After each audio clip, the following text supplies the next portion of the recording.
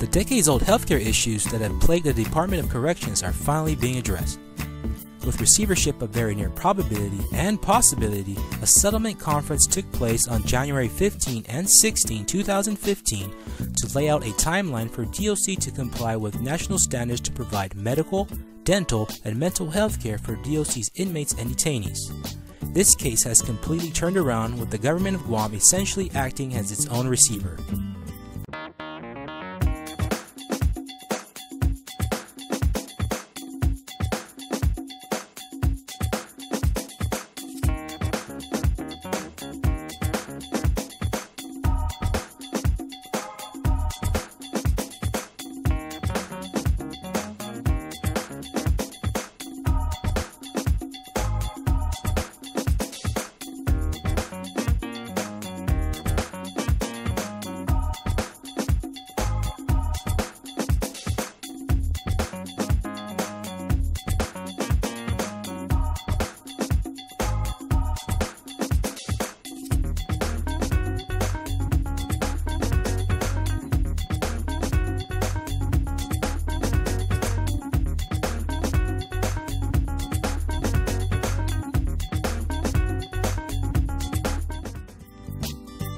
The great strides made by the government of Guam in achieving compliance under the court order are due to the coordinated collaboration of all three branches of government.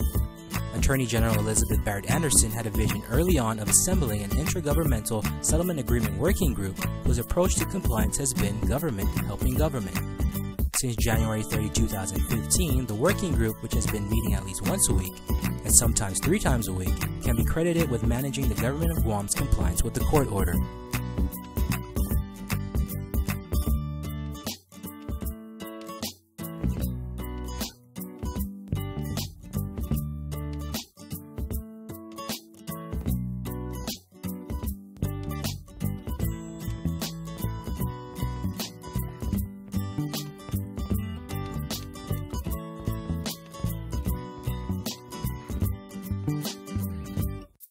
The showers were renovated to meet NCCHC standards as well.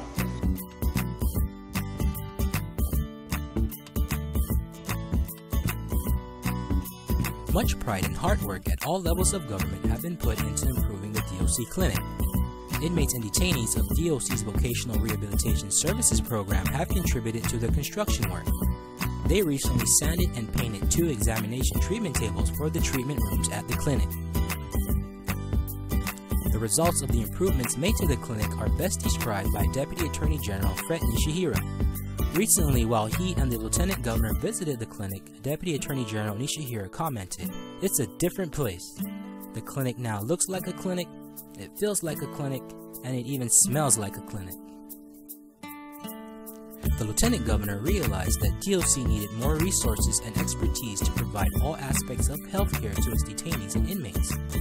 He envisioned adopting a model found in many jurisdictions whereby state-operated medical facilities, such as state hospitals, manage and operate healthcare at state correctional facilities. On June 26, 2015, Guam Memorial Hospital assumed clinical operations at DOC.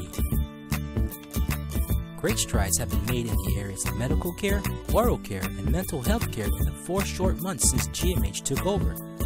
GMH and DOC were faced with essentially building a clinic from scratch.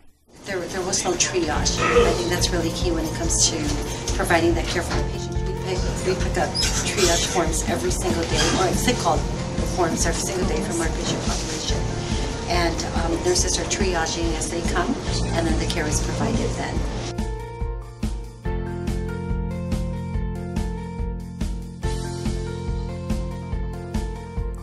There are now new computers in the nurses station for the 20 GMH nurses who will rotate at the clinic with up to 4 nurses per rotation. Health records were formatted by creating active and inactive files to reduce redundancy, particularly for repeat offenders. GMH's pharmacy is now dispensing prescribed medication to DOC inmates and detainees. This change alone, from the prior practice of having DOC purchase medicine from a private vendor, will save hundreds of thousands of dollars. With nurses taking over from the officers to administer medicine to patients, inmates and detainees will receive their medicine on time, and there will be a better accounting of prescription medication. There are 2 exam rooms affording all inmates and detainees the opportunity to request healthcare daily and to ensure sick call is conducted on a timely basis in a clinical setting by the qualified health professionals from GMH. A new dental suite with a dental chair and necessary supplies is now fully operational. For the first time, DOC clients are receiving dental assessments and care on-site, which meet national standards for detention facilities. Previously, only 4 patients per week were being transported to the Department of Public Health for dental care. Dr. Susan Kaneshiro, a licensed dentist from the Department of Public Health and Social Services, has been critically instrumental in providing direct patient oral care services at DOC. Dr. Kaneshiro has found a predominance of periodontal problems attributable to poor dental hygiene. She has treated the great majority of cases with antibiotics and ibuprofen. Follow-up care primarily consists of extraction. DOC's clinical psychologist, Dr. Patricia Tamanglo, and the Attorney General's correctional mental health consulting expert, Dr. Jason Perez, have done a stellar job in creating a mental health division from scratch in a very short time. When Dr. Tamanglo joined the facility, she encountered the non-existence of basic mental health services at DOC. The Correctional Managed Healthcare Division of the University of Connecticut has been an invaluable clinical asset for the DOC clinic staff. The DOC now has the necessary guidance to correctly establish and implement healthcare policies that will meet national correctional standards. For the first time, DOC has established the healthcare services budget for the DOC clinic. The 2016 healthcare budget of $5.1 million was presented to the Guam legislature and funding has been identified. In spite of numerous efforts to address the healthcare requirements of the 1991 court order in this case, DOC had not been able to meet compliance. With the Lieutenant Governor and Attorney General at the helm, the territory of Guam recently embarked on an unprecedented multi-systematic effort to meet the required changes. In a span of 4 months, the Department of Corrections healthcare system has been completely overhauled.